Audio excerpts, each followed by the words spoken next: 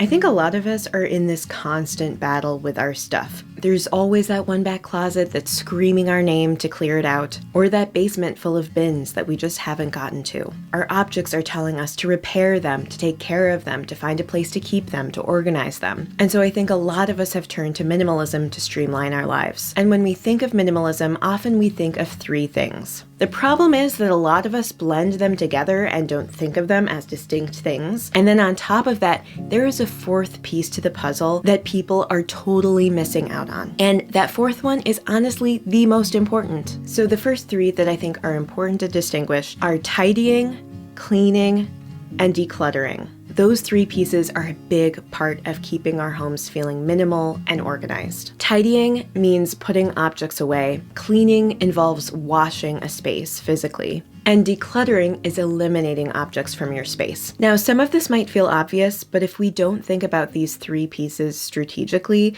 we may haphazardly blend them together and mess up a good thing. So we should have intentional, real sit-down sessions of decluttering where we're just focused on eliminating things from our space. And by having that one goal, we're able to get rid of more. Then tidying is something that happens kind of day to day as you're going through your house and moving through your space.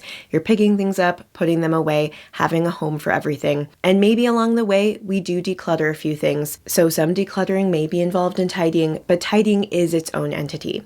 And then there's cleaning, which should always come at the end. That's when we're actually washing our space and making it feel sparkly clean. The thing is, there's something missing from this vocabulary. And to me, it's the most important piece in actually keeping a tidy home. The problem is that if you only do the three things I just mentioned, you're addressing symptoms of the messiness, not the cause. You're not finding the root that's driving the mess forward. And so you're going to always be battling your home and your stuff. And what's missing from the vocabulary, you might ask? Well, it's slowing the collection stream. Stuff coming into our homes from shopping, from gifts, from just getting things for free. Stuff is quite often just naturally flowing into our homes because of society and because of our interactions with people and the world. With advertising and fast fashion and all of these forces that make it that much easier to accumulate, the streams of stuff have gotten stronger and stronger. More stuff is flowing into our homes than arguably ever. So if we don't address that stream of stuff flowing into our homes, we're going to continue to have problems keeping our homes streamlined. But luckily, there are three things I think we can do to try to address this problem head on. The first is to use your shopping habits to inform how you approach future purchases. Look for patterns in your shopping or triggers. Are there certain items you keep purchasing over and over again, or items that you don't tend to use? Or are there particular situations or moods you find yourself in that lead you to shop? You know, I recently made a video about going into 2023 and rethinking how I'm approaching minimalism. I'll link that above and below in case you're interested. But I talked a lot about this idea of know thyself. Know the mistakes that you tend to make over and over again in bringing stuff into your home. Are you a sucker for a free item? Do you shop when you're sad or you're angry or you're bored? Part of this is having a frank conversation with yourself and being real about what causes you to collect. What are you doing to perpetuate that stream of stuff into your home? A second tip is to communicate with other people about your desire to collect less. Use people around you that you trust for accountability. Social pressure is one of the most powerful things we have to motivate us. And so I think if we confide in people about our goals and ask them to help us keep accountable, it might be helpful. Part of this is also communicating with people about your desire for fewer gifts and helping you gain momentum. If you talk about the principles of minimalism with people and wanting to collect less, it might actually help you stay motivated. If you're communicating about it, it's harder to get off track. What it's really doing is using cognitive dissonance to your advantage.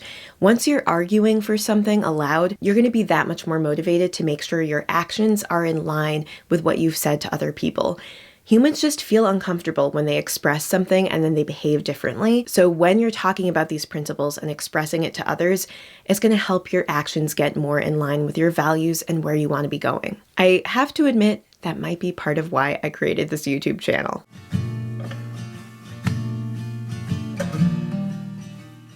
A third tip, and this one is similar to the first in that it's about being really real with yourself, but it's to figure out what emotion or issue you're using collecting or shopping to cope with and address that issue or emotion head on. So often, we use shopping to avoid negative emotions, or to make us feel better about ourselves, or to purchase something to show off something about ourselves to other people. Maybe we want to seem well off, or accomplished, or stylish and creative. Quite often, there's a reason why we're collecting. We're filling some kind of hole.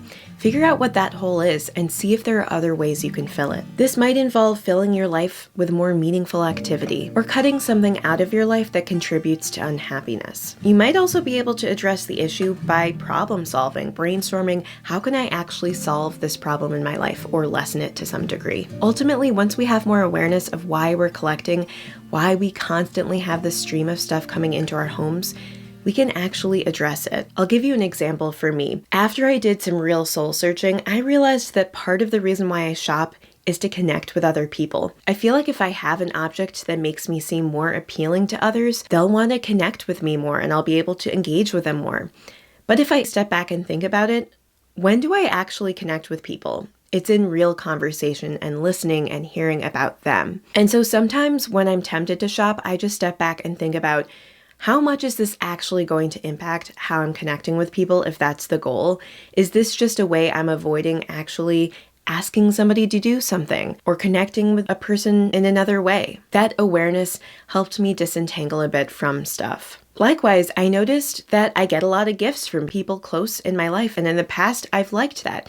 But now that I've changed my priorities and I'm focusing on minimizing, I've communicated to close family members and friends that I'm trying to collect less. And I feel like some of them have really responded. Like, it was actually kind of amazing this year. When I celebrated Christmas with my family, we kind of agreed not to give any gifts. That is groundbreaking for my family, because I think in the past we used to always say, no gifts this year. But then we'd always have like this massive pile of gifts under the Christmas tree.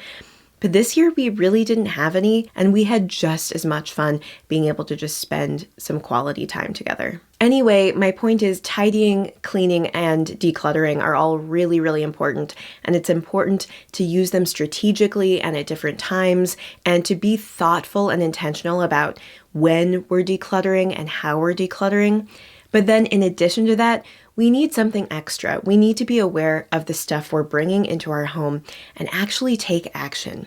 Do something about it. You have the power to slow that flow of stuff into your home, and I definitely think having a fresh start in the new year is a great time to do that. So just take a little bit of time to be real with yourself and to figure out how you can find contentment and gratitude for the things you already have. I don't mean to be on a high horse. I'm definitely still on that journey. I still sometimes collect, but I found that being just a little bit more self-reflective about it helps me take action and reduce that flow of stuff into my home. If you enjoyed this video, please hit the thumbs up button and subscribe below if you haven't already. Those things really help support the channel. So if you're willing to just take a moment to do that, I would really, really appreciate it. Thanks so much for spending this little bit of time with me, and I hope you have a wonderful rest of your day. Bye.